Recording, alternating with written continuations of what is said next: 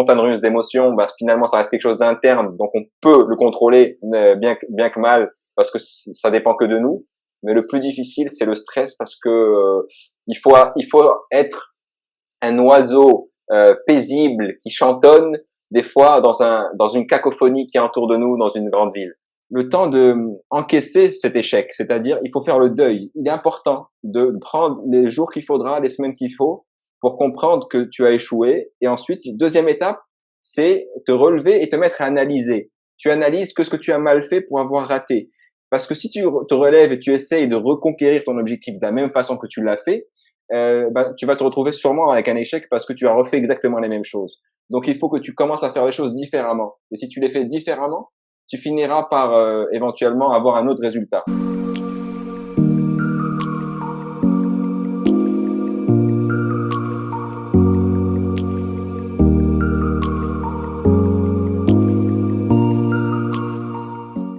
Tout d'abord, ce fut un honneur d'avoir été invité par le ministère des Affaires étrangères et de la coopération internationale, et particulièrement M. Driss Alaoui, pour intervenir lors de ces journées de la francophonie au Maroc. Et j'ai été ravi de pouvoir animer le webinaire La force de l'échec et les secrets de préparation mentale des athlètes. Un grand privilège d'avoir pu compter sur l'expertise de Karim Alihani, psychosociologue et coach mental, ainsi que sur Karim Droné, journaliste sportif que l'on ne représente plus. Je remercie aussi Tariq Abchouch pour son soutien pour le bon déroulement de ce webinaire, ainsi que toutes les personnes présentes. Cette intervention, ma vision sur le livre, modestement par rapport à ces techniques, il a utilisé des techniques assez profondes côté préparation mentale, et je vais expliquer le cheminement de son utilisation, parfois inconscient. C'est ce qui fait la possibilité d'être atypique en tant qu'athlète. Alors, on verra durant ce webinaire, nos chemins vont se croiser dans l'explication et dans l'analyse des techniques utilisées dans son chemin et dans son défi sportif. Je vais commencer donc à lire la courte introduction que j'ai. Donc il y a 8 passages que je vais lire. Donc on commence par la première. Comme ça, on peut profiter aussi du reste du webinaire pour les autres parties. Alors la première partie, je commence. Il y a un moment dans la vie où il faut prendre la décision de choisir dans quel train on veut monter et dans quelle direction on veut aller. Mais une fois dedans, il n'y a plus lieu de se demander ce qui serait arrivé si on était monté dans un autre train. Il faut profiter à fond de tous les paysages que ces fenêtres nous offrent. On ne peut savoir avec certitude ce que les autres trains offraient à la vue, même si au fond de nous, on peut douter un instant et croire que l'on s'est trompé. En réalité, la perception de la perfection n'existe qu'en nous-mêmes, et en ce que l'on croit être parfait. Tous les chemins nous mèneront à des endroits différents, mais ce sont nos propres pas qui nous permettront de trouver l'étincelle et la joie que peut recéler chaque chemin. Voici donc le train que j'ai choisi de prendre et je vous invite à m'accompagner dans son parcours et ses divers arrêts. Donc ça commence comme ça. Donc là, c'est pas la peine de s'attarder, c'était que l'introduction. Par contre, là après le passage que je vais vous lire du détroit de Gibraltar, c'est une notion que je voulais aborder avec vous, qui est très importante parce qu'en fait, quand on réalise un défi qu'on a préparé pendant très très très longtemps, on est très fier de le concrétiser, mais d'un autre côté, on est un peu angoissé de nous dire que c'est fini. Tout ce qu'on a travaillé tous ces années-là, c'est en train d'être concrétisé, super, c'est la joie. Et après, qu'est-ce qu'on fait? Donc, je vais vous le lire comme ça, vous avez une idée un peu de. Alors, c'est la page 102 pour ceux qui ont le livre. Je dois dire que traverser le détroit de Gibraltar fut une expérience très enrichissante. Je ne pourrais pas tout décrire avec des mots. Il faut l'avoir vécu pour comprendre réellement ce que c'est. Mais c'est une sensation très étrange que celle de la joie ressentie après la réalisation d'un rêve, pour lequel j'ai accepté de m'entraîner autant. D'un autre côté, la tristesse de savoir que chaque mouvement de bras me rapprochait davantage de mon objectif de toucher la terre marocaine, me rapprochait de la fin du rêve. C'est une sensation étrange que beaucoup de sportifs ont dû vivre après avoir tant investi dans un défi. Car une fois qu'on a atteint son but et qu'on ressent la joie de l'avoir atteint, nous éprouvons un peu de tristesse de ne pas avoir un autre challenge devant nous. Cette tristesse disparaît dès que le sportif se fixe un autre objectif à atteindre. C'est ainsi qu'est né le défi de rallier les 5 continents à la nage. Un petit peu le même sentiment que la maman qui vient d'accoucher, hein. C'est un peu le speed après l'accouchement, d'avoir porté cet enfant pendant 9 mois. Vous, je sais que vous avez porté cet enfant pendant plus que 9 mois pour préparer ce défi du détroit de Gibraltar. Après avoir réussi donc ce défi, vous étiez l'un des tout premiers Marocains, je crois, à réussir la traversée du détroit de Alors, Gibraltar. concrètement, oui, j'étais le plus jeune à l'époque, j'étais le quatrième. Donc, je sais qu'il y avait Jalil Belkhaïd, il y avait Mohamed Lehna, il y avait aussi Youssef Smaïl, et moi, j'étais le quatrième et plus jeune à l'époque. Et quelques mois après, Sarah Al-Bkri, donc qui est notre championne nationale, qui est plus jeune de 3 mois que moi, a fini par le faire. Et donc, elle a maintenant le titre de plus jeune et première femme marocaine et plus jeune nageuse homme ou femme confondue. Ouais. Donc, j'étais le quatrième marocain. Je reviens un petit peu sur le sentiment, c'est un petit peu celui donc de la femme enceinte qui a 9 mois et qui a un peu le spleen quoi, d'avoir réussi ce bel ouvrage, en quelque sorte, en mettant au monde un enfant pour vous donc à concrétiser ce défi. Et après, on se sent un petit peu désemparé quelque part, non? C'est bien ça?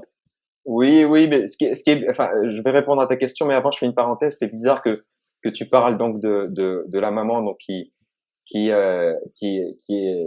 pendant 9 mois porte son enfant, parce que lorsque j'ai traversé Gibraltar, concrètement, j'ai eu ce ressenti en fait de me sentir dans le ventre de ma mère, parce que j'avais un bien-être énorme, j'avais 1000 mètres de profondeur en dessous de moi et je prenais plaisir à profiter de la faune et de la flore qu'il y avait et j'avais vraiment l'impression de pas être sur Terre. J'avais l'impression d'être ailleurs et comme dans ce liquide amniotique et j'ai vraiment pris plaisir et c'est ça aussi le plus important, c'est que pour surmonter ce spleen dont tu parles, et peut-être que Kalima aussi donc pourra rebondir, c'est qu'il ne faut pas être dans le but.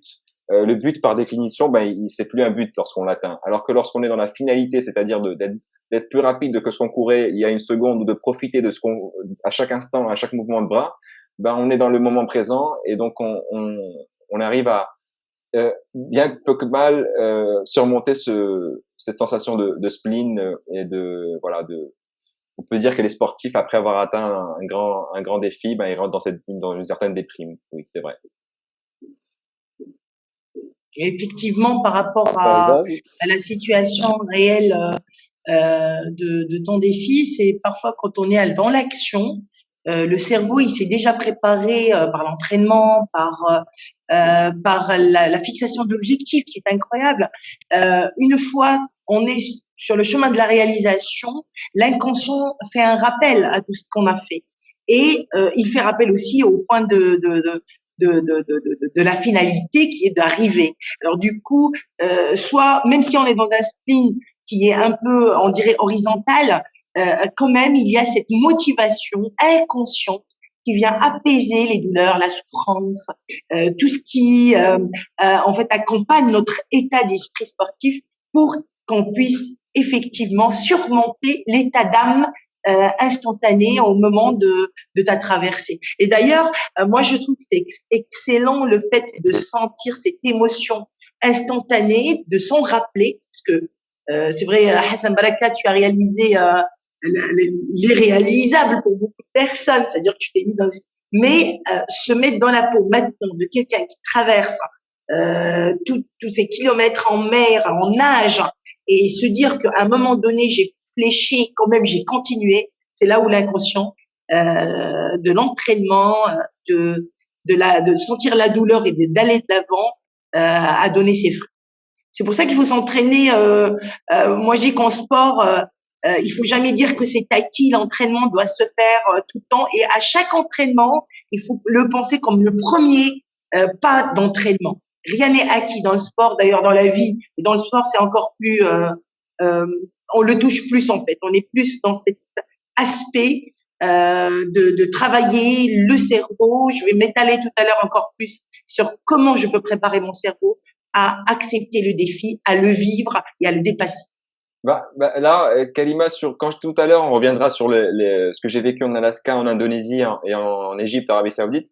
On va parler aussi de comment j'ai dû préparer pendant mes entraînements avec l'imagerie mentale, à quoi j'aurais pu être me confronté. J'aurais pu être confronté. Je me suis confronté à un requin, aux méduses. Bon, tout ça, on en reparlera. Je passe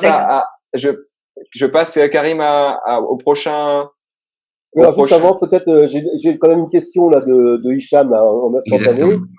qui nous demande comment arriver à se retrouver, à retrouver sa motivation si le défi pour lequel on s'est entraîné pendant plusieurs mois est annulé pour des raisons externes, comme par exemple le Covid. Comment arriver donc à retrouver sa motivation si on peut pas pouvoir justement atteindre son objectif pour des raisons externes? Bah, déjà, je répondrai. Bah, je remercie donc la présence donc de Hichem et aussi sa question. C'est comme tout dans la vie. Là, on est dans le sport, mais il faut jamais mettre tous ses œufs dans le même panier, dans le sens où je vais pas mettre tout mon espoir dans une seule et unique compétition. Il faut que je me mette un objectif parce que c'est la seule chose qui me permettra d'aller de l'avant. On sait bien qu'il n'y a pas de vent favorable à un marin qui ne sait à quel port se diriger, donc je dois savoir où est-ce que je veux aller. Donc moi, en l'occurrence, je veux par exemple rallier les 5 continents à la nage, mais je vais me mettre des étapes intermédiaires. Je ne peux me concentrer que sur les choses que je contrôle. Donc, prendre plaisir au moment où je fais mes entraînements, chaque jour que je les fais, et ensuite, je peux plus contrôler un défi sportif qui ne dépend que de moi et ici au Maroc où je n'ai pas besoin de prendre d'avion ou de me déplacer. Et, et puis le reste viendra. Donc, c'est-à-dire, Hicham, continue à t'entraîner.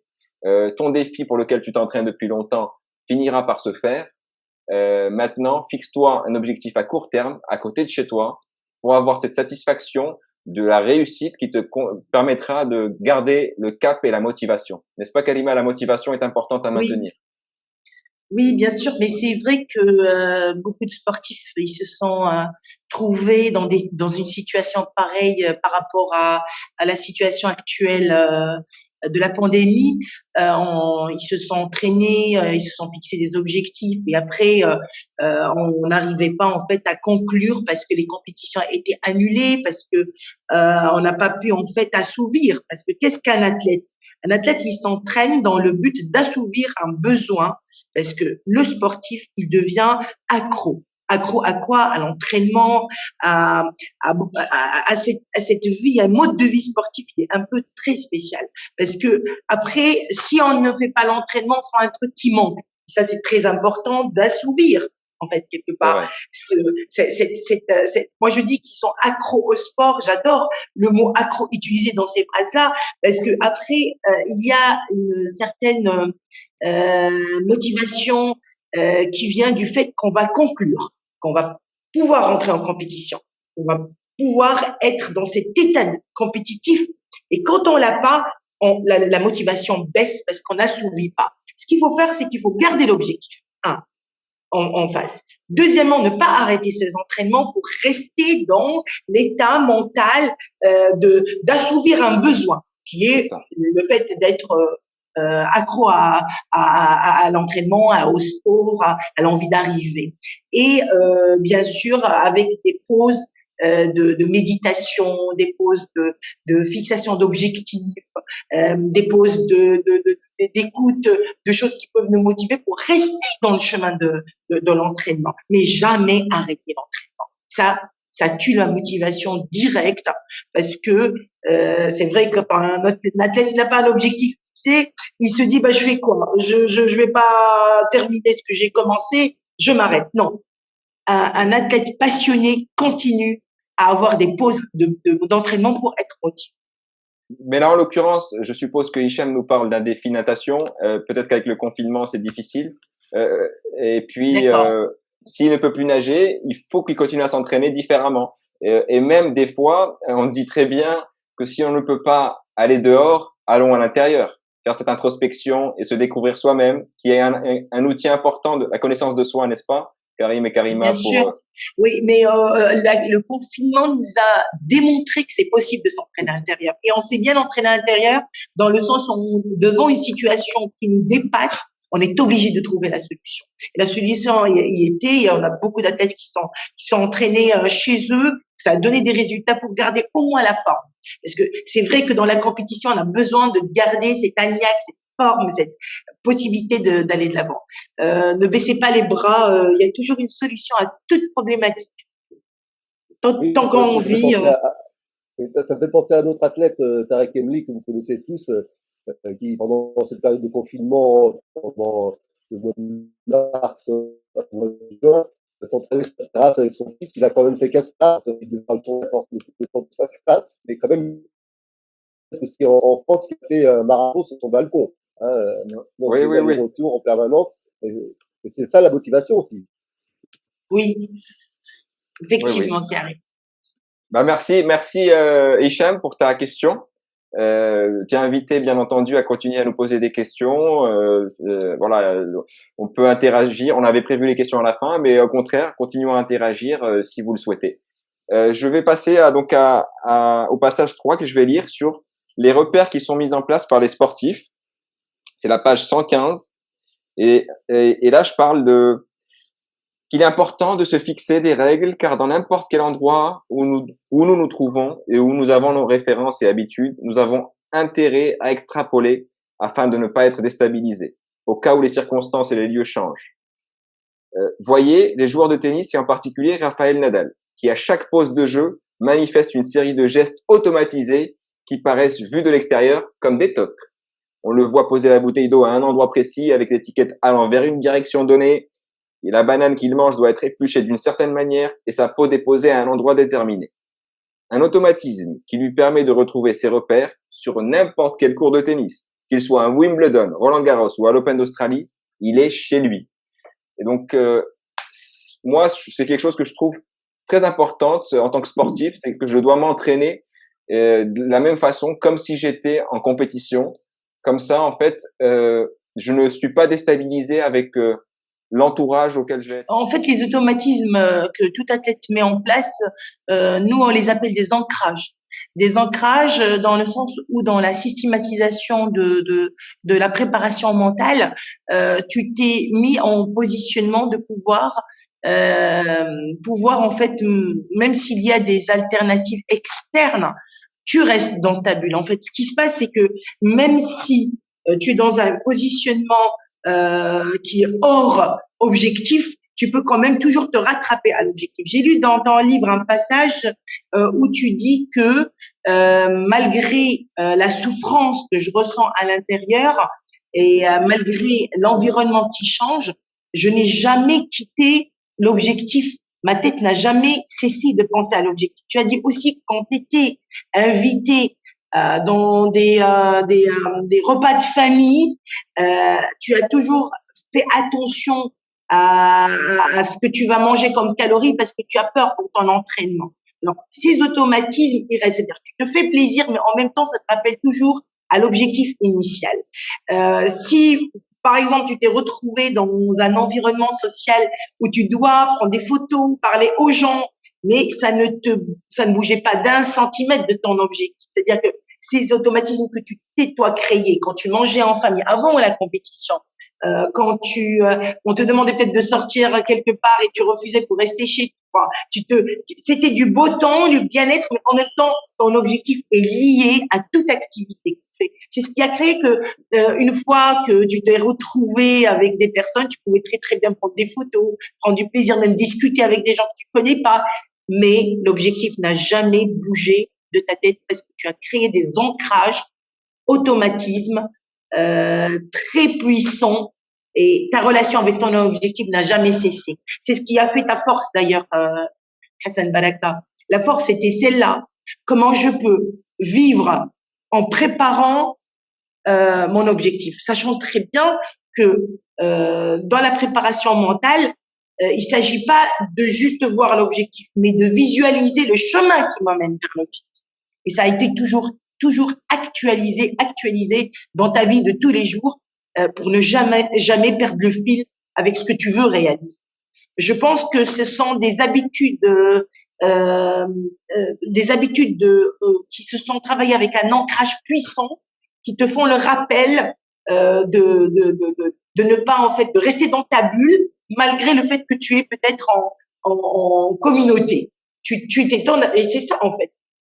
Tu as parlé du tennis. Bah, le tennisman, il doit rester dans sa bulle même si il est dans un espace ouvert où il y a beaucoup de personnes qui peuvent applaudir.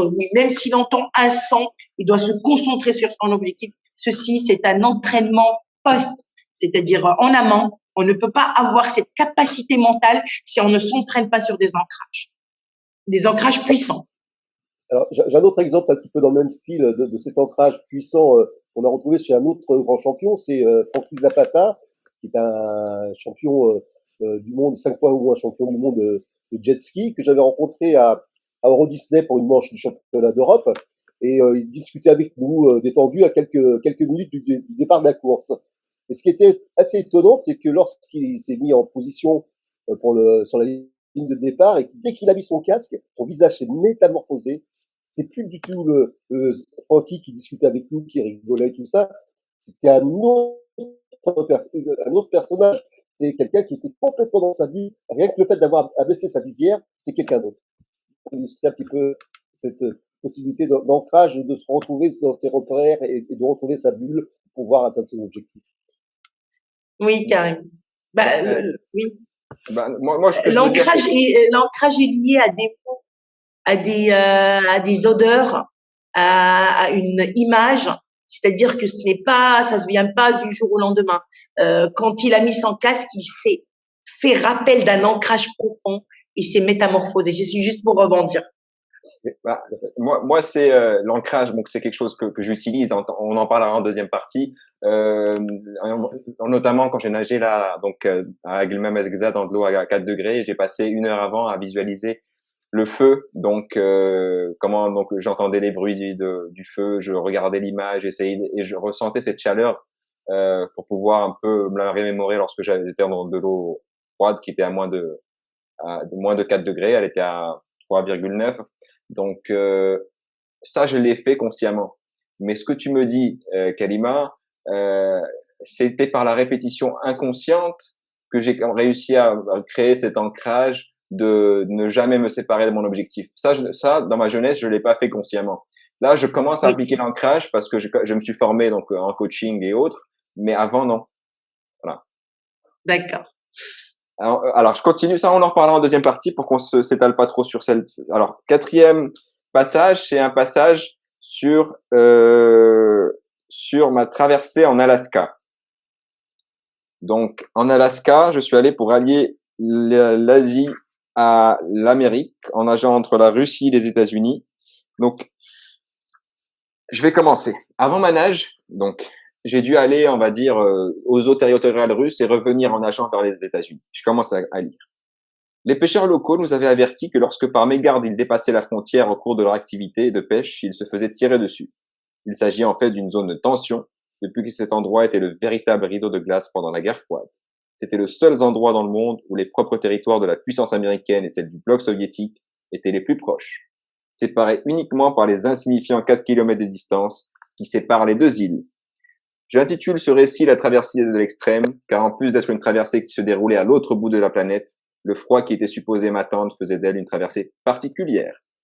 À savoir qu'elle est envisageable que pendant une quinzaine de jours de l'année, le reste du temps l'eau est en dessous de 0 degré. Il est alors possible de faire le parcours en ski à fond, mais pas la nage. Ce fut également la traversée de l'extrême dans la mesure où il fallait aussi avoir un mental d'acier, pour ne pas succomber à la peur des grands fonds et de l'inconnu. Le matin de la traversée, les pêcheurs locaux qui avaient passé la nuit à chasser des morses. Là, entre parenthèses, c'est un reportage que l'on voit, donc comment ils chassent donc, les morses, et vous allez comprendre pourquoi. Ils me dirent que quand ils vaquaient à leur pêche, ils avaient aperçu un orque évoluant entre les deux îles.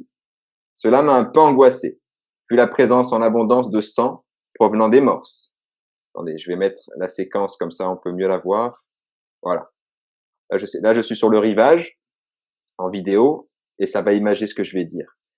Et donc il y avait du sang donc de morse qui coulait sur le rivage de la petite Diomède, ce qui risquait d'attirer l'orque vers mon point de départ. D'autant plus que je portais ma combinaison néoprène et je pouvais facilement donner une apparence de phoque, proie privilégiée des orques. Et en fait, je portais la combinaison néoprène noire, on aurait dit un phoque, et puis je portais donc le rouge prédominant du drapeau du Maroc qui aurait pu aussi attirer donc l'orque via donc le rouge qui rappelait le sang donc des phoques. Donc ça a été vraiment un moment d'angoisse avant de me jeter à l'eau.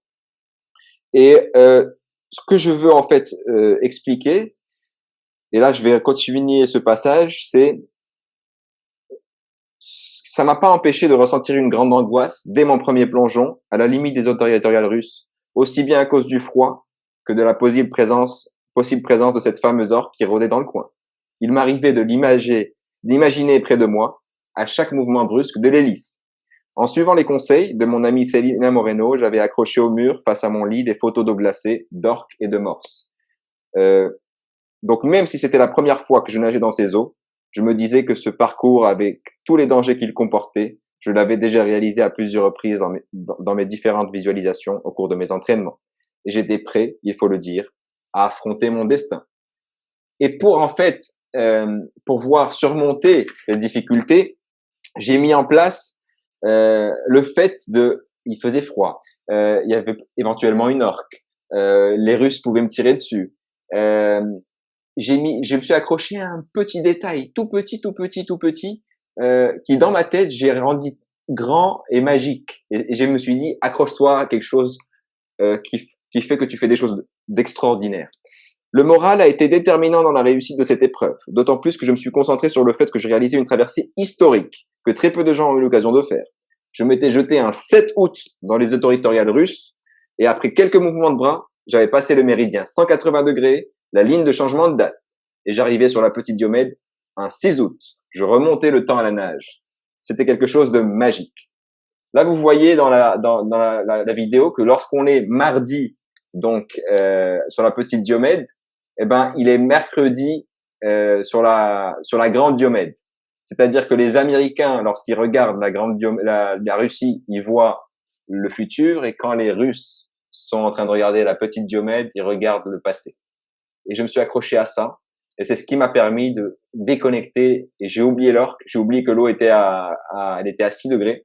J'ai oublié que les Russes seraient là, par exemple, en l'occurrence dans la vidéo que j'ai postée sur ma chaîne YouTube, on voit bien le président de la Diomed Tribal Council parler des shootings, des tirs que la caserne militaire donc fait lorsque les pêcheurs locaux traversent la ligne.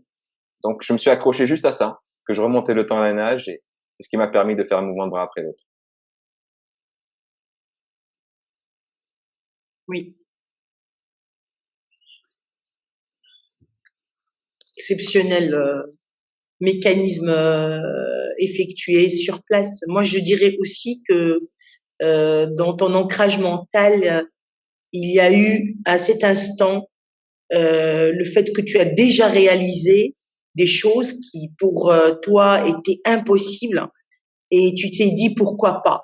Le mot pourquoi pas, je pourrais toujours arriver à faire à renverser les choses, et je pense que c'est ton vécu qui a fait cet ancrage, que tu t'es dépassé à ce moment-là où il y avait beaucoup de choses qui pourraient te démotiver, te faire même revenir sur ta décision. Exceptionnel le mental, il faut vraiment le travailler tout le temps pour qu'on puisse aller de l'avant. Bah déjà, Karim, tu veux intervenir? Je t'entends Oui, je pas. voulais juste quel est l'apport aussi des personnes qui t'accompagnent ce genre d'épreuve. Tu parlais tout à l'heure de Moreno, c'est bien ça? Non, Celina Moreno, c'était donc une nageuse espagnole qui a été la deuxième espagnole à traverser la Manche. Elle m'avait conseillé avant mon expédition. J'ai été donc accompagné, là on la voit bien, c'est Serena Fernandez là, avec ses mains qui me demande d'augmenter le rythme pour les courants, qui a été donc porte-drapeau de l'Uruguay aux Jeux Olympiques en 2004. Donc c'est important donc d'avoir une équipe autour de soi.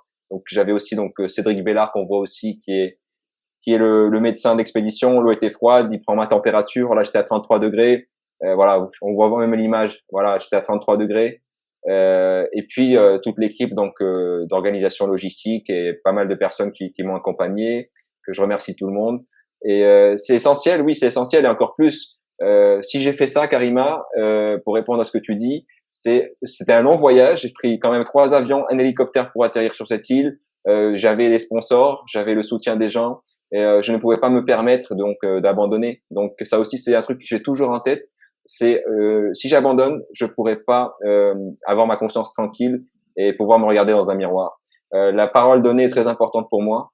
Donc je préfère que l'on me sorte de l'eau parce que il y a eu un danger et qu'on m'a sorti, mais c'est pas moi qui suis sorti.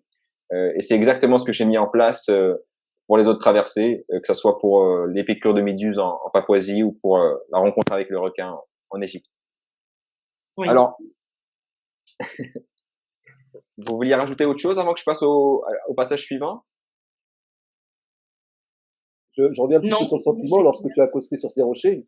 Euh, c'est une joie immense. Est-ce que tu as toujours eu ce même sentiment comme tu l'as eu précédemment dans le détroit de Gibraltar, d'avoir atteint ton objectif et puis te sentir un peu vidé, quoi, plus Non, d'objectif là, à...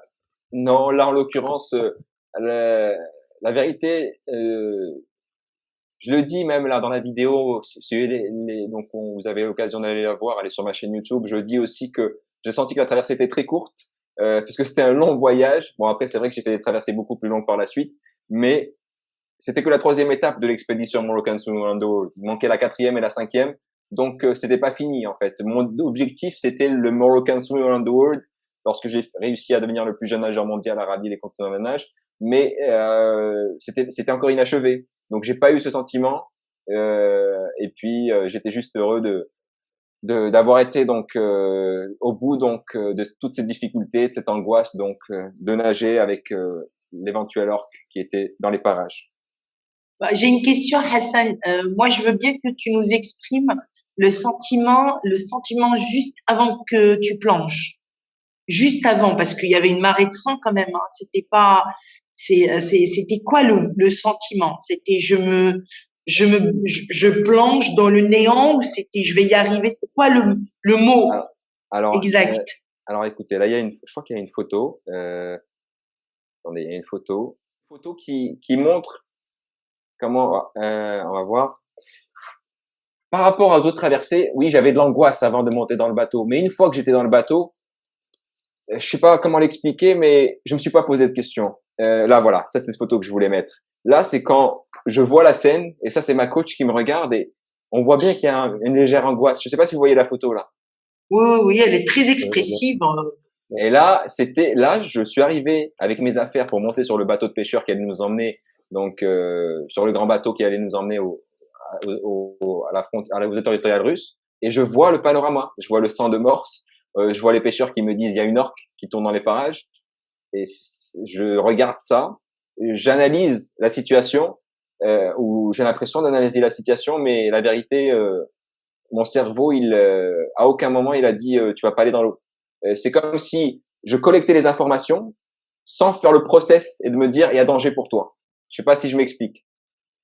Oui, oui, oui. Oui. Mais ça, c'est grâce à des ancrages. Hein. Tu as associé cette possibilité de faire à quelque chose. C'est-à-dire au fait que tu ne peux pas décevoir, que tu dois aller jusqu'au bout, que tu as donné ta parole. Tout ça, c'est le mental. C'est-à-dire que les valeurs en tant qu'athlète, plus cet engagement, plus le vouloir arriver, parce que c'est interne, ça fait partie de toi. Là, il faut y arriver. Tout ça a joué à ce que tu ne te poses pas la question est-ce que je monte dans le bateau ou pas? Je pense, parce que c'est vraiment un travail monstre.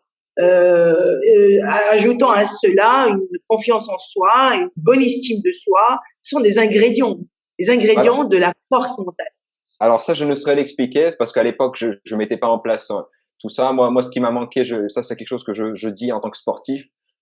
J'ai eu la chance d'avoir une grande équipe autour de moi, que ce soit pour tous mes défis.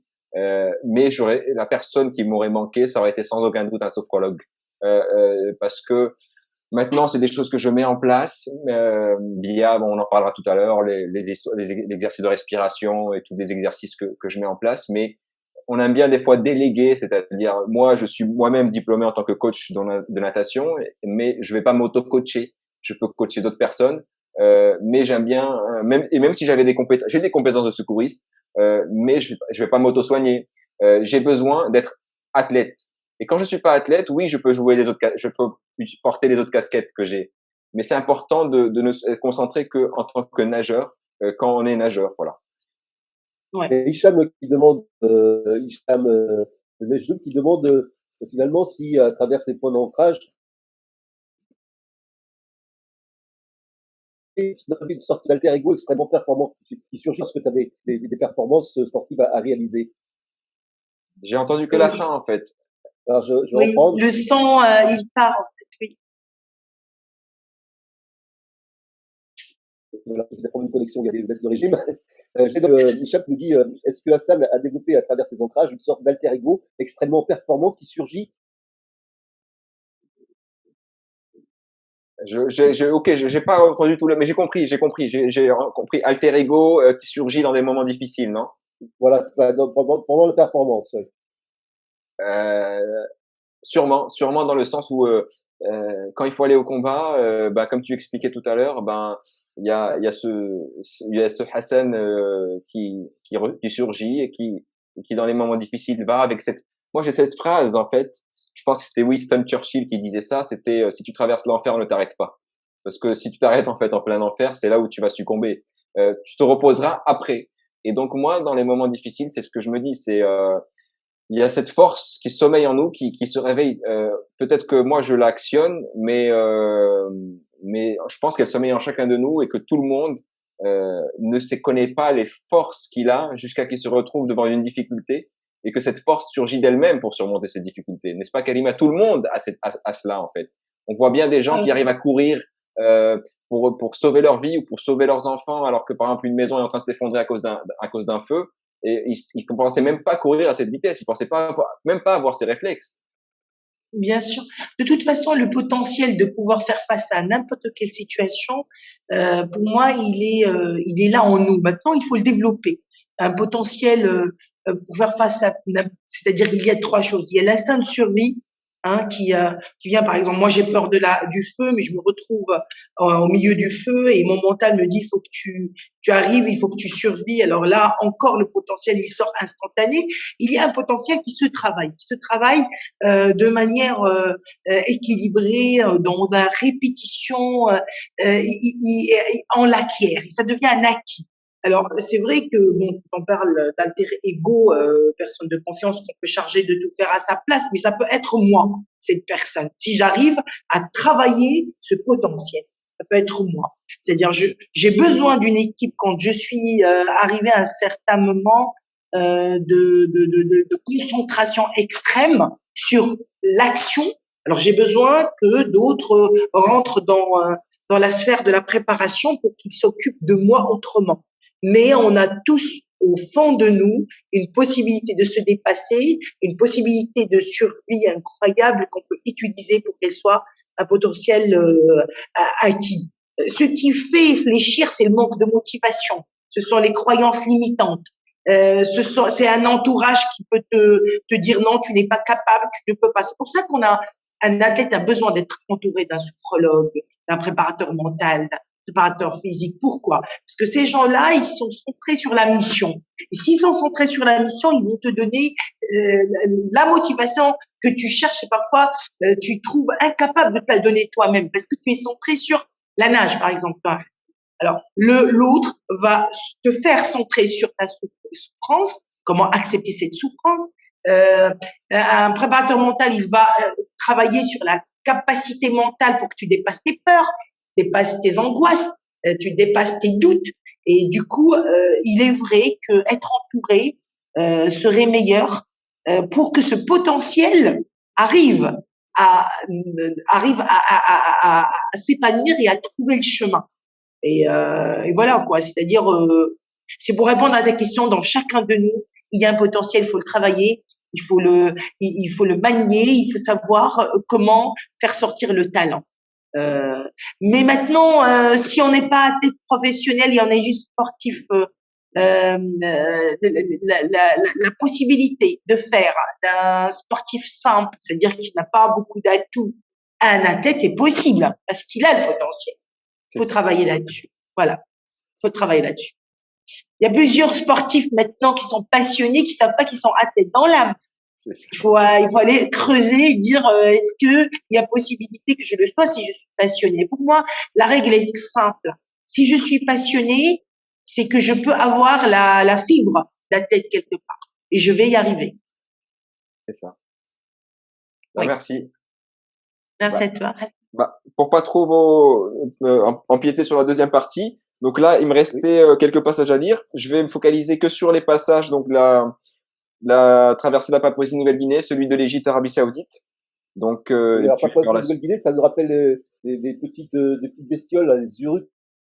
Les Urukandji, oui. C'est bien ça? C'est ça, oui. C'est des petites méduses qui sont très redoutables. Elles font 1 centimètre, mais elles vont le venin équivalent au cobra. Mais je vais vous raconter un peu toute ma traversée parce que je me suis retrouvé avec plein de méduses qui m'ont piqué, de tout type de méduses. Et donc, je vais vous lire. Donc, voilà. On y va. La force du mental donc page 136 pour ceux qui ont le livre. La force du mental devait être mon seul recours lors de cette 4e traversée. Après avoir nagé pendant 4 heures d'affilée et avoir supporté d'être piqué au visage de façon constante par divers types de méduses, comme celles que j'avais rencontrées la veille lors de ma séance d'entraînement, celles qui provoquent des démangeaisons similaires à celles que l'on ressent après le rasage lorsqu'on applique de l'aftershave. Je sentis après plusieurs mouvements de bras le besoin de m'arrêter pour me gratter le cou, le visage et les mains. Je ressentais une espèce de décharge électrique de plus en plus sérieuse. Donc ça, c'était le 2e type de méduse. Donc il y avait celle qui me démangeait, celle qui me donnait des coups d'électricité. Mais le pire devait m'arriver à l'heure du ravitaillement. Je m'approchais du Zodiac où se situait ma coach pour boire de l'eau à hauteur de l'ouverture du fleuve. Lorsque je ressentis un courant de plus en plus chaud en dessous de moi. Au moment où je tendais ma main pour récupérer la gourde, je me fis piquer au pied par une méduse Irukandji. Il s'agit de méduses de moins d'1 centimètre qui transmettent un venin équivalent à celui d'un serpent cobra. À ce moment-là, je m'approchais du Zodiac, je levais mon pied sans le toucher pour permettre à Serana de me retirer la maudite méduse. Elle me décrivit que la méduse avait 2 crocs qu'elle avait implantés dans ma peau et qui étaient restés collés comme une puce, avant que la méduse ne se fonde dans ses mains lorsqu'elle la retira. Au même moment, je me faisais piquer par une autre méduse du même genre sur le pied gauche. Décidément, ce courant chaud devait être le rabbita. Nous étions mal tombés pour la pause ravitaillement. Après me l'avoir retiré à nouveau, je poursuivis ma nage tout en commençant à sentir que mon corps ne répondait plus comme avant. Progressivement, une paralysie des membres commençait à m'envahir. Je ne sentais plus mon petit doigt, puis ma main, mon avant-bras, mon épaule, les 2 épaules, mes pieds. Cela me prenait au ventre et continuait à s'installer progressivement dans le reste de mon corps. Je m'approchais du Zodiac pour demander qu'on me donne les chaussons et le bonnet car je continuais à me faire piquer et ça devenait insupportable. Mais il était déjà trop tard. Il n'y avait plus de protection qui vaille. Il ne s'agit plus d'une douleur due à une attaque externe au corps, mais véritablement d'un poison qui me parcourait les veines et qui commençait à m'affecter sérieusement. Voilà, et donc là, je suis rentré dans une phase de délirium, mais j'ai nagé pendant 46 minutes de plus dans cet état-là. On voit bien, j'ai des vidéos sur mes réseaux sociaux où on voit comment je me mets à parler comme ça à cause du venin qui circulait.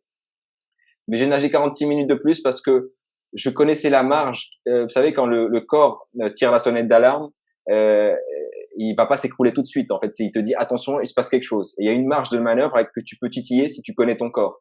Moi, quand je suis en piscine et que je fais des longueurs pendant 4 heures à regarder le fond de la piscine, je suis en train d'écouter mon corps, d'écouter les sensations de mon corps, de tous les muscles de mon corps. Et je fais souvent ça, en fait, pendant que je nage, je me vois parcourir. Et ça, je crois que c'est une technique aussi. Donc, en méditation, c'est tu te sens parcourir chaque cellule de ton corps une par une et tu apprends à les découvrir. Et donc, moi, je savais que je pouvais nager pendant ces 46 minutes. J'arrive devant le village de Mabo indonésien. La traversée donc est réalisée parce que les gardes-côtes, dans tous les cas, ne me permettaient pas de m'approcher à 1 kilomètre donc de la côte parce qu'ils se faisaient tirer dessus aussi. C'était impressionnant. Moi, avant de nager, je vois 10 mitraillettes. Donc, sur les prochaines vidéos que je vais poster, j'ai un film d'une vingtaine de minutes où on voit un peu toute la logistique qui a été mise en place et des gardes-côtes indonésiens avec armés. Donc c'était difficile. J'arrive en face du village de pêcheurs sans arriver sur terre à cause de cette contrainte que je viens de vous expliquer. Et je monte sur le bateau. On a une vingtaine de minutes pour aller à l'hôpital. Mais je savais, ça aurait pu être 1 heure, ça aurait été difficile. Mais là, je savais que je pouvais aller au bout. Et ce que je voulais parler, c'était de l'importance de se connaître soi-même pour pouvoir titiller cette marge de manœuvre. Voilà. Exactement, Hassan. C'est ça, c'est se connaître, bien se connaître, connaître son corps, connaître ses capacités, connaître ses limites. On en a parlé souvent avec les athlètes et dire c'est-à-dire si je connais très bien mon corps va me faire des signes. Soit je continue, soit je m'arrête. Mais parfois, on peut se dépasser. Puis, effectivement, dans la technique de la méditation, en amont, en préparation, en entraînement, on a cette possibilité de rentrer spirituellement avec soi-même et de sentir toute passerelle du corps. À un moment donné, on a cette possibilité que le mental retienne. les capacités et après, il te donne au moment, c'est-à-dire l'instant T, là où tu es en train de te faire dévorer par les méduses et quelque part te dire, il te reste quand même de la marche pour y arriver, vas-y, continue. C'est très important. C'est pour ça que l'entraînement, c'est un mot qu'on n'arrive pas vraiment à placer dans le mental. On le place tout le temps dans le tactique, le technique. Mais si on arrive à avoir une capacité de connaître son corps, connaître soi-même, ses limites, ses forces, ses faiblesses et travailler. Je dirais pas faiblesse, je dirais des points à améliorer dans notre capacité, soit corporelle ou mentale. On arrive à l'instant T où l'inconscient, il te livre ce cadeau de te dire, tu peux, vas-y, t'as encore de la marche. C'est très important, c'est magnifique. Moi, ce passage, il m'a vraiment, il m'a intéressée, il m'a quelque part surprise de voir la capacité mentale que tu peux avoir, Saint Baraka, à vouloir mettre en place tout un entraînement et physique, et moral, et tactique, et même spirituel. Moi, je dirais que spirituel pour arriver à atteindre ton objectif. Et ça, c'est les ingrédients pour arriver à un objectif qui, pour plusieurs, paraît impossible. D'accord. Voilà. Merci pour ça. Je confirme juste tes dires, hein, parce que c'est vrai que scientifiquement parlant, quand on est dans l'analyse psychosociologique ou préparation mentale, on associe souvent la méditation à cette connaissance de soi, toujours. Eh bien, il faut bien méditer, il faut savoir qu'il y a il y a des manières de méditer, mais quelle est la bonne pour chaque sorte de sport, chaque sorte d'activité. Il y a une méditation qui coïncide avec la nature du sport effectué. On aura peut-être la chance de parler de plusieurs sortes de méditation une autre fois, Inch'Allah. On verra. Je voudrais juste compléter peut-être les propos de Karima et rebondir sur le mot nature, parce que c'est aussi une dimension importante dans tout ce que tu as fait jusqu'à présent, Hassan.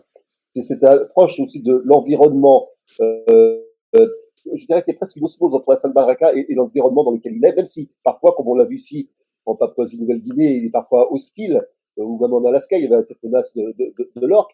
Il y a quand même une symbiose qui s'instaure entre toi et cette nature. D'ailleurs, tu lui rends bien parce que je sais qu'il y a beaucoup d'actions en parallèle de tes exploits, de tes défis, justement, pour la protection de l'environnement. Oui, effectivement. Bah, je pense que on est tous de l'énergie, on est tous des boules d'énergie, et donc on émet ces ondes au cosmos et à la nature.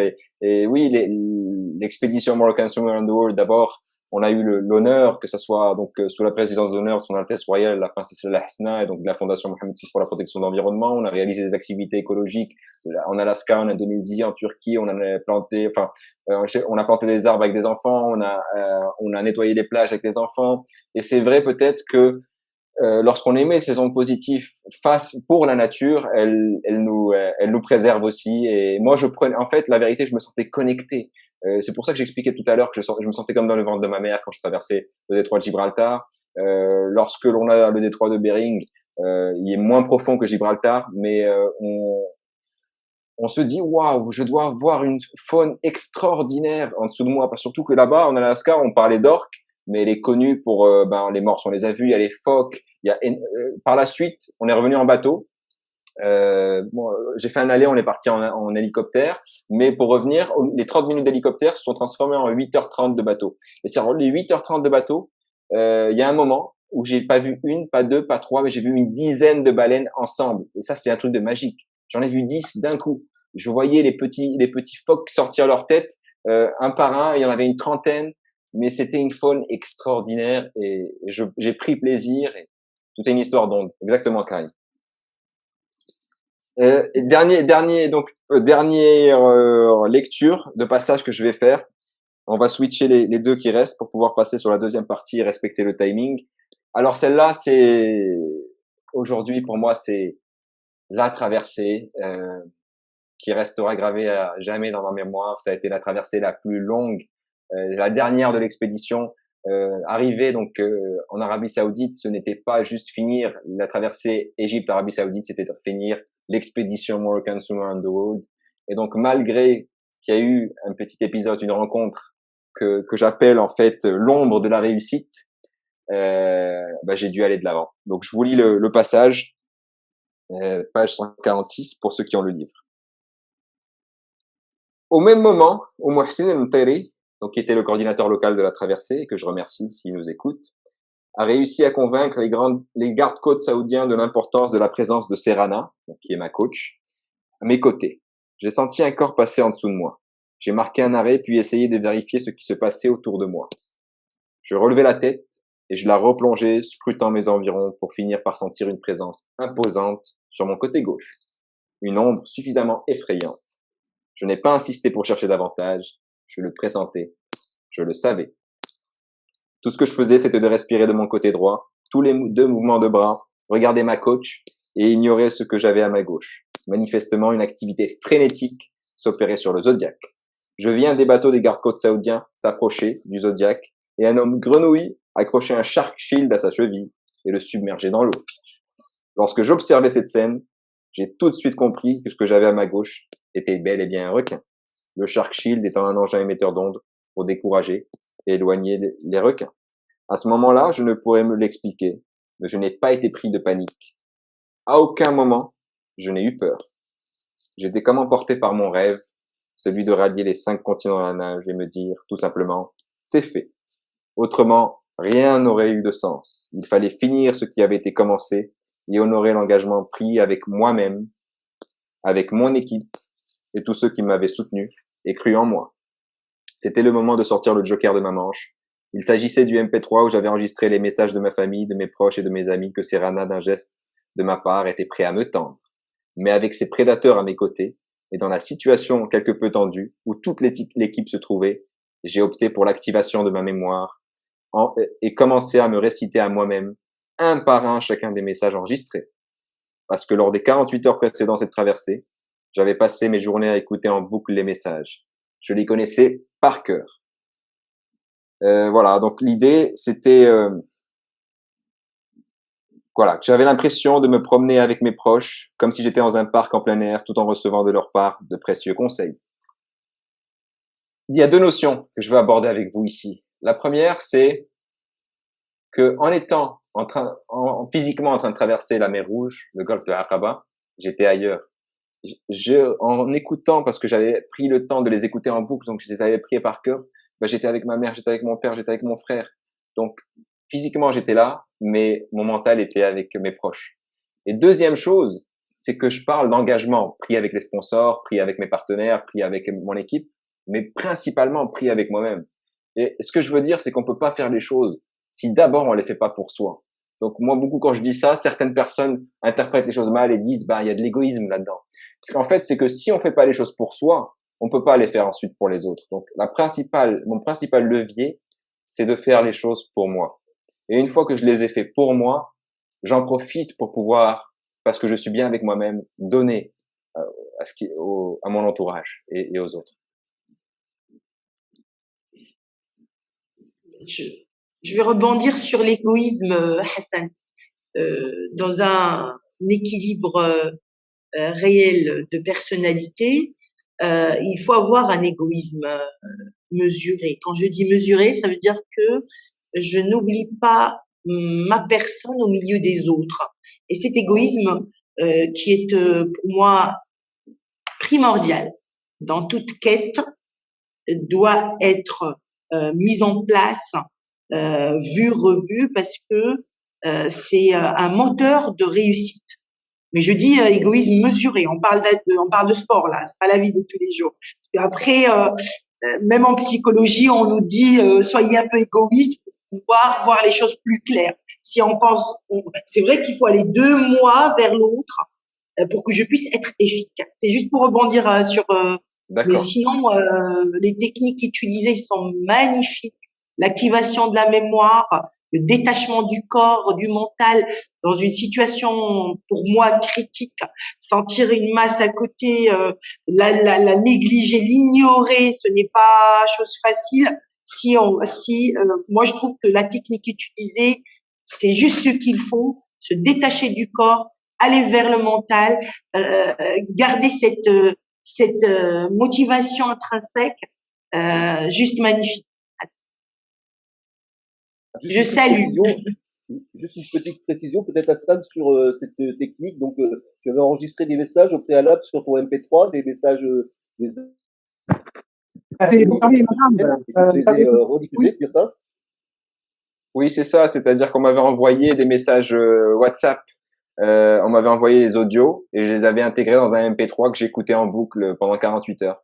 Donc, c'est ce qui m'a permis donc de me les remémorer parce que je les connaissais par cœur. Moi, les 2 jours auparavant, je me suis mis dans ma bulle et j'écoutais ces messages. J'étais loin, c'était la dernière traversée, c'était une façon de me rapprocher de mes proches. Mais ce que je veux dire, les gens ils me disent à quoi tu penses. Ça c'est aussi pour rebondir. À quoi tu penses pendant que tu fais tout, pendant que tu nages. Et je veux leur dire qu'en fait, je pense à toutes les personnes qui m'ont apporté du bien et des ondes positives. Une personne que j'ai croisée dans la rue que je ne connais pas, qui n'est pas de ma famille, et qui m'a juste donné un petit coup sur l'épaule et qui m'a dit bon courage à toi, eh ben je pense à cette personne-là. Elle le sent, elle le sait pas. Mais toute personne qui m'a émis des ondes positives revient à ces moments-là précis. Et je ne fais que m'accrocher au positif et je ne pense pas au négatif. Là, j'avais 5 bateaux de garde-côte saoudiens autour de moi. Je pouvais rien faire, tout était entre leurs mains. Et donc, je délègue la responsabilité de ma vie entre mon équipe. Il y avait 50 personnes autour de moi, 10 personnes par bateau des gardes-côtes. Donc, je ne peux me concentrer que sur ce que je peux faire un mouvement de bras après l'autre.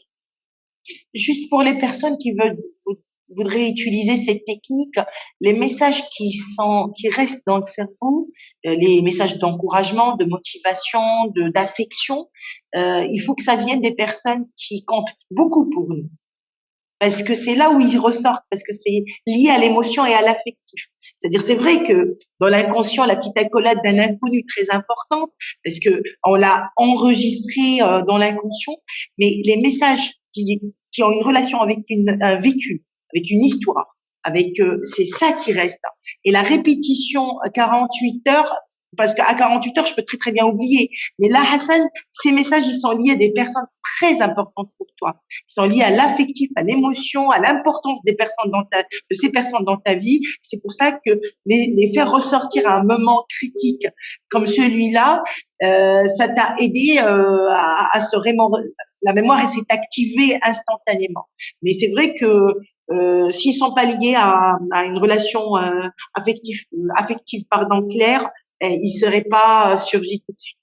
Il faut vraiment s'attacher à des messages. C'est une excellente technique pour activer la mémoire en cas c'est-à-dire à l'arrivée ou avant l'arrivée ou dans une situation critique en sport ou quand on a dans un match on a perdu, on n'a pas marqué de but. Moi, je travaille avec ça. Je demande aux personnes que je suis de laisser toujours des messages forts dans leur tête en mémorisation pour qu'ils puissent les remémorer au moment précis. Excellent outil. Merci. Il y avait d'autres passages, mais du coup, là, pour le timing, on va partir sur, bon, ça c'était au pôle sud, mais et l'épilogue. On part sur la deuxième partie avant de passer aux questions-réponses. Donc, oui? Oui. Vas-y, Hassan, en fait, oui.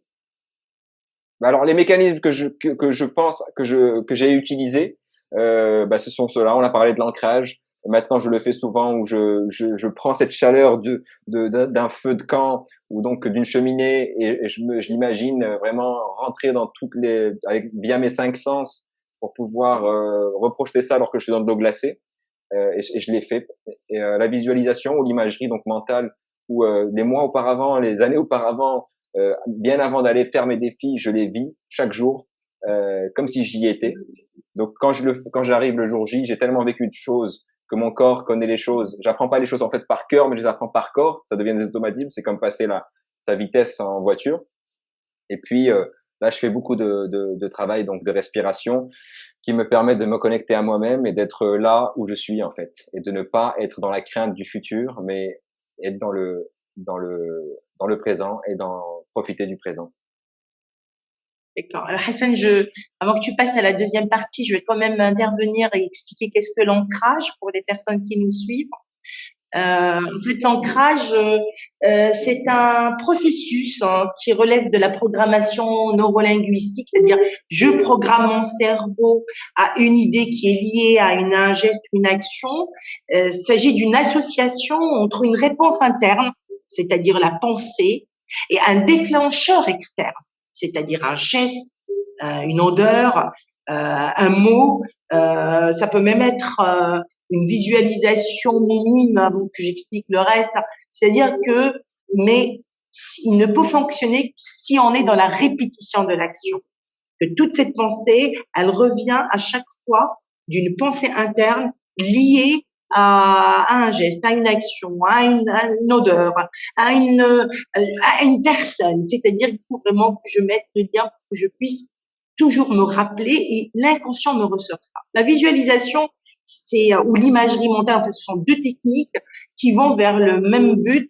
Il s'agit de visualiser le chemin d'action de la réussite.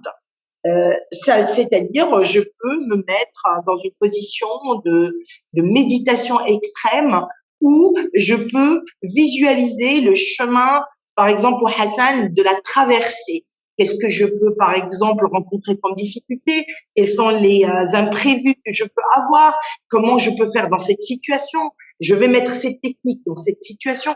Je visualise, mais ce qui est important dans la visualisation, c'est de sentir dans cette imagerie mentale que je suis en train d'effectuer, d'avoir réussi, d'avoir atteint l'objectif. Comme par magie, si cette visualisation se répète dans l'action, au moment même de la traversée, Hassan Balaka nous a prouvé ce que je vais dire maintenant, c'est ce mécanisme de l'imagerie mentale. Je me suis préparée à un état d'esprit, un état d'âme où même si je rencontre des difficultés, je dois rebondir. Je rencontre les imprévus, je dois trouver une solution instantanée. C'est que j'ai déjà visualisé dans mon cerveau la possibilité d'aller outre, d'aller de l'avant, de trouver des solutions et ça aide. Je vous donne un exemple tout simple. Tous les basketballeurs du monde entier travaillent sur la visualisation. Pourquoi? Parce que il peut s'identifier à un grand champion. L'idéal, c'est de s'identifier à soi-même, d'être soi-même le champion imaginaire, mais on peut s'identifier à je sais pas, un athlète très connu, une légende, je vais dire légende, et de voir un parcours ou de l'imaginer lui-même en train de mettre le ballon dans le panier, tout ça, et avec une musique. Et là, on parle de l'ancrage. Comme par magie, quand je suis dans le feu de l'action, cette visualisation me donne l'énergie. Je peux effectivement être dans la peau de celui que j'imagine, en train d'effectuer l'exploit et j'y arrive. Je tiens à dire que dans la visualisation ou l'imagerie mentale, il se peut que des gens n'arrivent pas en fait à avoir cette possibilité, mais je vous assure qu'avec la répétition, on peut se voir nous-mêmes en train de faire des choses extraordinaires dans l'imagerie et on peut l'appliquer dans la vie de tous les jours. Hassan Balka parlait tout à l'heure de la méditation qui est liée à la respiration. Les exercices de respiration aident le cerveau à s'ouvrir, à pouvoir imaginer, parce que un cerveau qui n'est pas aéré en oxygène, qui n'arrive pas en fait qui n'a pas ce champ de vision de l'imagination, il ne peut pas le faire. L'exercice de respiration le plus simple, je le donnerai quand même puisqu'on est là, on échange. Il faudrait toujours se donner c'est-à-dire inspirer, laisser toujours 5 minutes en tenant la respiration, expirer avec une bouffée de soulagement. C'est un exercice que oui. Tu as parlé de minutes. Oui, j'ai déjà parlé de minutes, 5 minutes. Je parlerai 3 minutes à 2 minutes, c'est-à-dire et après. Ça, c'est un ancrage de respiration qui aide le cerveau à s'aérer pour pouvoir visualiser et pouvoir faire l'ancrage. Ce qui est bien, c'est de commencer par la respiration dans la préparation mentale. Ce sont des exercices pour moi importants pour aérer mon cerveau, pour qu'il puisse faire des ancrages et après être prêt pour la visualisation. Très important. Moi, dans mon cas, lorsque je nage dans de l'eau froide, la respiration est importante, comme tu dis, pour oxygéner le corps, parce que finalement, qu'est-ce qui se passe dans l'eau froide? le sang va aller, on va dire, protéger ses organes vitaux, qui sont donc le Oui, cœur et le cerveau. Et ce qui fait que les autres parties ne sont plus irriguées en fait en sang. Et la respiration va m'aider, on va dire, je dis ça en amont, mais aussi a posteriori, c'est important de reprendre la respiration pour aller pour aider mes cellules à reprendre. Mais aussi, ça me détend et donc je rentre dans l'eau détendu. Et quand je rentre dans l'eau détendu, en fait, je confronte mieux ce choc thermique auquel je vais être confronté. Et ça m'aide aussi, on va dire, physiologiquement, en plus de mentalement, de me préparer comme tu dis, même physiologiquement, ça m'aide à supporter l'eau froide dans une eau à 4 degrés sans combinaison, par exemple. exact. Et tout cela se fait en amont. C'est-à-dire là, on parle vraiment ça va être des années de travail. Ça peut être des mois. Mais moi, je dis en 24 mois pour une préparation intense, il faut que ça se répète tous les jours, parce que sinon, le mécanisme cerveau oublie. La mémoire est défectueuse parfois, et l'inconscient, il peut, si on le stimule pas, ne pas nous faire ressortir le besoin au moment T. C'est très important de travailler la respiration. D'ailleurs, si on va parler tout à l'heure de stress, n'est-ce pas? Alors moi, pour Ouais. moi, l'outil primordial pour jouer contre ce stress instantané, c'est effectivement la respiration. La respiration et l'ancrage diminuent le stress qu'on vit en compétition. C'est-à-dire, je suis plein dedans dans le bain, il faut absolument que je me trouve une solution. Ce n'est pas à cet instant T qu'on travaille la solution. La C'est ça, solution est travaillée en amont. C'est ça, en fait, le message que je voudrais c'est ça. transmettre. Si on parle de préparation, ça veut dire du coup préparer quoi? Préparer son cerveau, préparer son corps, préparer son esprit, parce qu'il y a une différence, et préparer sa possibilité d'affronter l'inconnu. Le néant est parfois imprévu. On a beau préparer les possibilités, mais il y a un moment donné où quelque chose sort de nulle part. Et c'est là où on sent si on est préparé mentalement ou pas. Parce que c'est là où on arrive quand même à trouver nos forces, nos ressources internes, nos survies qu'on part enchantement. Parce que quelque part, on a été préparé Bah, c'est ça, inconsciemment. voilà, c'est ça. Donc tu résous le problème inconsciemment parce que tu l'as préparé consciemment en amont. Tu as préparé. En amont. Voilà. Merci de résumer. C'est ça Ouais, exactement. moi, je veux juste C'est extrapoler. magnifique. Ouais. Je veux juste extrapoler là, on parle de sport, mais je m'imagine en tant qu'étudiant et je suis en train de préparer mon bac ou un examen de fin d'année. Donc, je peux, les mois précédents, me voir assis sur on va dire, devant ma feuille d'examen et en train de réaliser sur mon examen. Et je peux réaliser aussi des exercices d'ancrage. Et si j'ai un trou de mémoire, il suffit juste de me poser, de faire mes exercices de respiration et détourner mon attention du fait que j'ai ce trou de mémoire pour pouvoir faire en sorte que ce que j'avais en tête revienne de lui-même. Si je reste focalisé sur que je sais pas ce que je vais écrire, je vais jamais le faire. Alors que si je prends juste le temps, donc si j'aimais mon corps, eh ben ça reviendra et je me remettrai à écrire, n'est-ce pas? Oui, exactement. En fait, c'est bien parce que il y a des préparations en cours pour les jeunes. Pourquoi pas ne pas en fait parler de cet outil qui aiderait tout le monde dans toute situation. S'il y a un trou de mémoire, comme on entend parler souvent, il faudrait absolument s'arrêter un moment, respirer, respirer, c'est-à-dire inspirer, bloquer la respiration 2 à 3 minutes, expirer et faire, si l'ancrage était fait, on se rappelle le moment de la révision où moi j'avais vraiment tout compris, tout retenu. Juste ça, le déclencheur se fait exact immédiatement pour pouvoir au moins tenir ton stylo, enlever la peur et commencer à écrire. Juste ça, c'est magique. Mais Juste ça, c'est magique. juste une parenthèse. Tu parles de minutes, Dites-moi. mais retenir pendant 2-3 minutes pour les gens qui sont pas entraînés, c'est compliqué. Tu parles de secondes. Euh, Ah oui, mais depuis tout à l'heure, je parle en minutes, hein. Non, je parle de secondes, excusez-moi. Non, ça peut être, D'accord. parce que 3 minutes, c'est un peu long, mais avec l'entraînement, on peut le faire, hein. Exactement. Jusqu'à 3 minutes, pas Je, plus. On peut le je, faire avec l'entraînement. je Mais sais. ça peut être, mais tant qu'on arrive en fait à tenir notre respiration le plus longtemps, et quand ça sort et ça ressort avec tout le stress qu'on a. C'est-à-dire que là, c'est aérer le cerveau pour qu'il puisse réfléchir. Le Et problème, c'est quand on... en fait, la respiration, c'est un muscle dans le sens où moi j'ai découvert que ça se travaille. Moi, avant, j'avais une capacité pulmonaire et que maintenant, je l'augmente en faisant mes exercices de respiration. Mais ce qui est important, c'est que on a l'impression qu'on respire, mais on n'a jamais appris à respirer. Parce que là, on respire juste avec le torse. En fait, la respiration doit partir du ventre. Et en fait, on stimule, Ouais, on va dire, les trois parties, que ça soit quand ça rentre dans l'œsophage, quand ça va ici au poumon et quand ça finit au ventre. Voilà. exactement. Il Et la faut faire travailler respiration, le elle est diaphragme. liée à la prise de Le décision. diaphragme, c'est Bien ça. respirer. Voilà, la prise de décision est liée à la respiration. Ça paraît platonique, mais c'est exactement ça. Ok. Oui. Quand vous voulez prendre une grande, allez-y, entraînez-vous à respirer, vous trouverez des solutions comme par magie, mais ça doit se faire bien, hein, l'inspiration. C'est un geste anodin, on a l'impression qu'on respire tous les jours, mais non, c'est de l'entraînement, et il est efficace quand il est bien fait ce geste. Karim, Il tu faut, veux dire quelque chose? il faut respirer. D'ailleurs, c'est ce qu'on retrouve souvent, Hassan et Karim, dans les techniques des arts martiaux. Hein. Je pense notamment à une discipline particulière qui s'appelle le Mambudo, où toute la discipline est pratiquement axée sur le souffle, sur la respiration et l'expiration.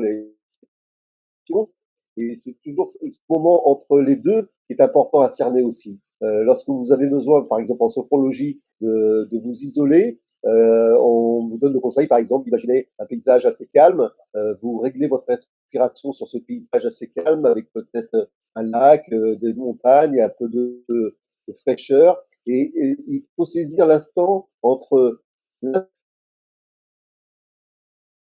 fait et on appelle ce moment particulier, et c'est ce point-là qui va vous permettre de véritablement de rentrer en vous-même et vous permettre également de vous régénérer. C'est très important le souffle, notamment dans les arts martiaux, casser une planche ou se faire briser un bâton sur le ventre.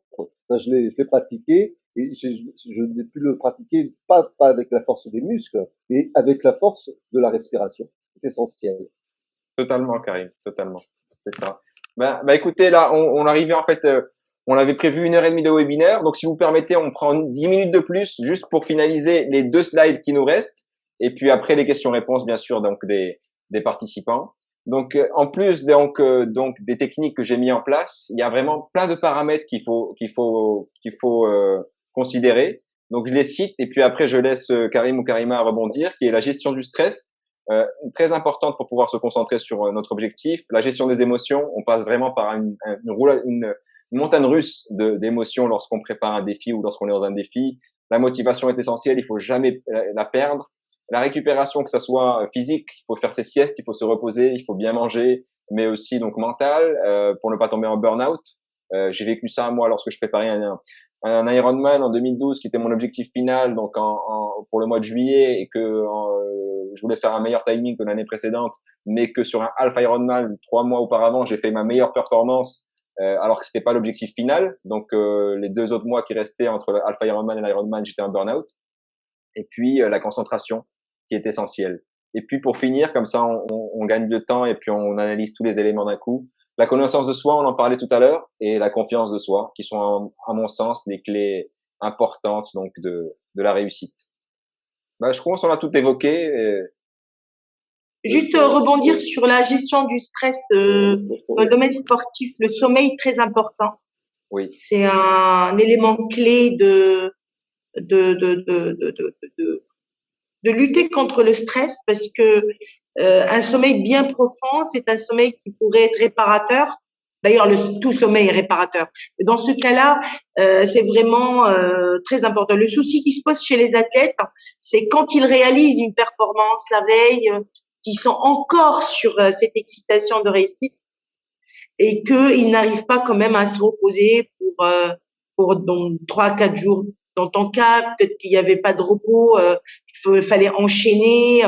Est-ce que quand on réalise cette victoire, parce qu'il y a le stress positif, je parlais quand même du stress positif, il est très important dans le sens où il peut être bénéfique, mais parfois il nous joue des tours parce que ça nous travaille, ça nous excite, ça nous laisse pas la possibilité de nous reposer pour récupérer. Ce trio de gestion de stress, motivation, récupération. La motivation, il y a beaucoup de clés de motivation, c'est croire, il faut croire en ce que je suis en train de faire. 2, il faut être épaulé. 3, il faut écouter suivre son intuition, mais travailler sur ses compétences et son potentiel pour être motivé. Juste brièvement. Juste après, il faudrait absolument gérer le stress par des pauses, d'être entouré qu'avec des personnes de personnes positives, ne pas entendre trop de critiques. Je parle à l'approche de la compétition. S'isoler, c'est très important. Vous savez, je vais quand même parler d'un sujet, c'est les réseaux sociaux. Un athlète, pour se protéger du stress, doit vraiment se couper du monde un moment avant de rentrer en compétition parce que ça l'aide à avoir les idées claires, de ne pas être influencé par temps et temps. On est tout le temps en train de naviguer. On tombe sur des choses, on tombe sur des réflexions qui peuvent nous perturber. Alors ça, c'est un anti-stress important.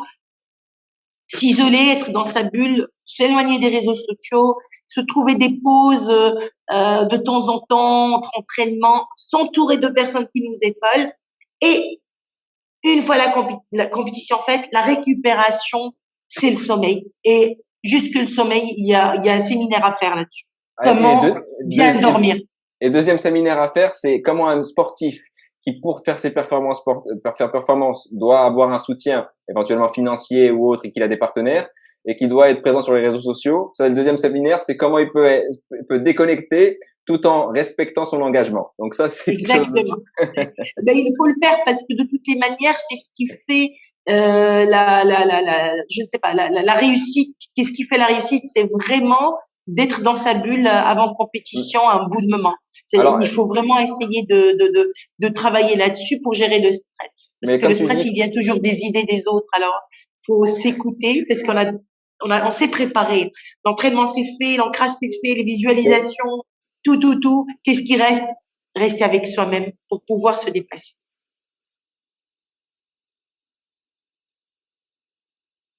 On n'entend pas Karim. Je me demande dans tous ces défis, aussi ton hygiène de vie sur le plan alimentaire, est-ce qu'il y a une alimentation particulière? Comment ça se passe? Comment tu prépares ton programme? Alors oui, c'est important ce que tu dis, l'hygiène alimentaire et tout le reste, et ça rebondit sur ce que dit Karima, tout doit se faire en amont, parce que finalement, moi je dors pas pendant la compétition. Là, on n'a même pas parlé des 7 marathons que j'ai couru en 7 jours sur 7 continents. 168 heures sans m'arrêter, 295 kilomètres, 7 continents différents, pôle Sud, Chili, États-Unis, Espagne, Maroc, Émirats Arabes Unis et Sydney en moins de 8 jours. Mais je me suis tellement, on va dire, il faut se reposer avant. C'est comme les gens qui ont des examens, même s'ils font une nuit blanche avant l'examen, bon, il faudrait se reposer éventuellement. S'ils se sont reposés les semaines avant, les mois avant, c'est pas grave. Je veux dire, une fois que l'événement a lieu, ils se reposeront. Maintenant, je considère que il faut emmagasiner le repos avant, parce qu'il se passe ce que dit Karima de ce triangle qui arrive entre la motivation, entre le stress. C'est quoi les trois critères que tu as parlé? Alors, il y a c'est motivation, gestion de stress, récupération. Voilà, donc c'est vrai que moi j'ai vécu de ne pas dormir avant mes événements. Là, quand vous avez vu la vidéo où je traversais en Alaska, un long voyage, arrivé jusqu'à cette petite île. Le jour même où je suis arrivé, il fallait faire des activités donc avec les locaux. Le lendemain, traverser, passer 8h30 en bateau pour revenir sur le continent, retourner donc au Maroc avant de retourner à l'Indonésie. Donc on se prépare en amont et l'hygiène de vie est importante pour nous donner ce carburant.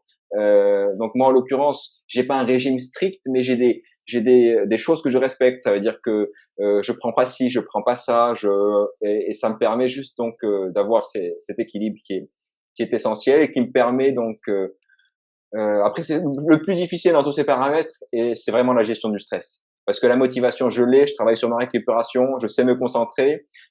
Quand il y a ces émotions, ce montagne russe d'émotions, bah, finalement, ça reste quelque chose d'interne, donc on peut le contrôler bien que mal, parce que ça dépend que de nous. Mais le plus difficile, c'est le stress, parce que il faut être un oiseau paisible qui chantonne des fois dans une cacophonie qui est autour de nous dans une grande ville. Et c'est très difficile à atteindre comme image. Donc, Oui, Cédric, Alaoui, vous pouvez y aller. Oui, Cédric, à vous la parole. Merci, c'est Tony. Donc, prime abord, je voudrais premièrement remercier Si Hassan d'avoir bien voulu. Moi, je m'appelle Driss Alaoui, donc je suis chef de division de l'action culturelle au ministère des Affaires étrangères. Donc, je voudrais tout d'abord remercier Si Hassan pour avoir bien voulu participer avec nous dans la célébration de la Journée internationale de la francophonie que nous célébrons chaque année. Et il était très généreux d'avoir accepté de préparer, d'offrir ce webinaire avec des intervenants de qualité que nous connaissons vraiment sur la scène nationale. Et je suis très content de voir cet échange, d'avoir vraiment appris beaucoup de choses. Donc, c'est un secteur, c'est un domaine très important qui devient de plus en plus très important pour non seulement pour les adultes, mais pour les jeunes, pour les spécialistes, pour tout le monde. Vous avez parlé moi j'ai retenu beaucoup de choses, donc j'ai appris beaucoup de choses, et puis ça nous comble en matière de participation à cette journée de francophonie internationale que malheureusement cette année aussi on l'a faite d'une manière à distance, mais c'est toujours une bonne chose de la fêter avec des experts de votre calibre. Donc merci Monsieur Alaoui, on est vraiment fiers d'être présents et on remercie donc le ministère des Affaires étrangères et de la coopération internationale pour cette invitation et de participer donc aux journées de la francophonie. Donc, je vous remercie pour cette invitation. Je remercie Si Alaoui d'ailleurs qui m'a invité à ce webinaire. Comme je félicite Si Hassan pour ce challenge, parce que c'est un challenge. Il a beaucoup d'endurance. Parfois, prendre des aventures comme ça, c'est pas la partie de tout le monde. C'est très très intéressant. Vous êtes un exemple, vous êtes un modèle pour la jeunesse, pour les jeunes qui peuvent emprunter la même voie. Je vous félicite et je vous souhaite beaucoup de courage et bonne continuation. Merci. Je suis pas aussi jeune que ça maintenant et l'idée c'est de passer le relais et je suis sûr qu'il y a des personnes qui nous écoutent qui eux en l'occurrence la question que j'ai reçue tout à l'heure de Hicham qui préparait un défi est sûrement plus jeune que moi et on l'encourage donc à continuer donc sur cette voie-là. Inch'Allah. Voilà, on va aider les jeunes, tous. Faut passer le flambeau. Exactement. Est-ce qu'il y a d'autres questions, Tariq? Oui. Hassan, il y a une question, Rim, qui souhaite poser une question. Ok, bien sûr. Rim. Bien sûr, marhaba. Bienvenue. Merci beaucoup. Je vous remercie d'abord pour... Vous m'entendez? Oui, très bien. Oui, parfaitement. On est content d'entendre une voix jeune. Donc, Merci beaucoup. Je vous remercie d'abord pour les informations exposées par vous. Je suis très ravie d'être avec vous dans ce webinaire. Ma question, c'est comment retrouver la motivation après un échec? Déjà, moi, je vais me permettre de répondre brièvement et je pense que Kalima pourra prendre le relais. Le plus important, c'est de ne pas penser que c'est la fin. Moi, j'adore cette phrase de Shigeru Kano, le maître fondateur du judo, qui dit « On ne juge pas un homme, ou bien sûr une femme, au nombre de fois qu'il tombe, mais au nombre de fois qu'il se relève. » Donc, ton objectif, il faut pas que tu le perdes de vue.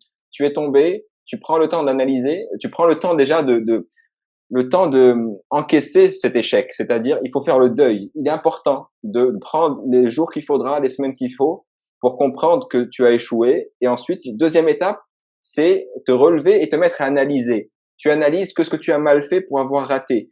Parce que si tu te relèves et tu essayes de reconquérir ton objectif de la même façon que tu l'as fait, tu vas te retrouver sûrement avec un échec parce que tu as refait exactement les mêmes choses. Donc, il faut que tu commences à faire les choses différemment. Et si tu les fais différemment, tu finiras par éventuellement avoir un autre résultat, qui peut être un deuxième échec, mais c'est pas grave. Mais dans le meilleur des cas, ça sera une réussite. Juste pour rebondir, parce que tu as tout dit, Hassan. La première chose à faire, c'est d'accepter qu'on n'a pas pu arriver. Deuxième, auto-évaluation de la situation, c'est-à-dire je vois où j'ai pas pu être performant, ou qu'est-ce que je dois changer. Est-ce que ma stratégie était bonne? Est-ce qu'il faut changer quelque chose dans ma stratégie? Et troisième chose, mettre ça sur papier et appliquer. C'est-à-dire notre souci dans l'interculturel, c'est parfois on n'applique pas, on pense mais on n'applique pas. Vraiment pas à pas pour pouvoir retrouver cette motivation. C'est dans l'action qu'on retrouve la motivation. Merci beaucoup. Une autre question, mademoiselle? Tout est clair, merci beaucoup. Et du coup, je rebondis sur ce que tu disais aussi, Karima, et ça sera, je pense, pour clôturer. Une fois qu'elle est en processus de se reconstruire ou de remonter ou essayer de vaincre le premier échec, c'est de s'écouter soi-même. Elle peut prendre des avis externes, mais comme tu dis, il faut enlever ce brouhaha autour de soi qui peut nous démotiver encore plus et de se dire peut-être quelqu'un dans notre entourage va nous voir échouer, il va nous dire ah ben finalement c'était pas ce qu'il fallait que tu fasses. Il y a que nous qui savons vraiment si c'est ce qu'on veut ou c'est ce qu'on veut pas. Parce que nos chemins ne sont pas pareils, parce que nos environnements ne sont pas pareils, parce que c'est nous qui sommes maîtres de notre destin. Enfin, après Dieu, c'est-à-dire le choix de ce que nous devrions faire. Alors, il faut donner cette chance à soi pour se dépasser et écouter votre intuition. Elle est souvent la bonne maîtresse des décisions. Merci beaucoup. Je vous souhaite une bonne journée. Merci. Merci à tout le monde. Merci. Je voulais vous remercier. Merci donc Karim, merci Karima, Monsieur Alaoui, Monsieur Chapour, merci, Monsieur Tariq, merci aussi aux participants, en l'occurrence Rim pour être intervenu, Hicham aussi, et toutes les autres personnes qui nous ont écoutés, donc qui n'ont pas pris la parole. Merci à tous et bonne journée de la francophonie et à très bientôt.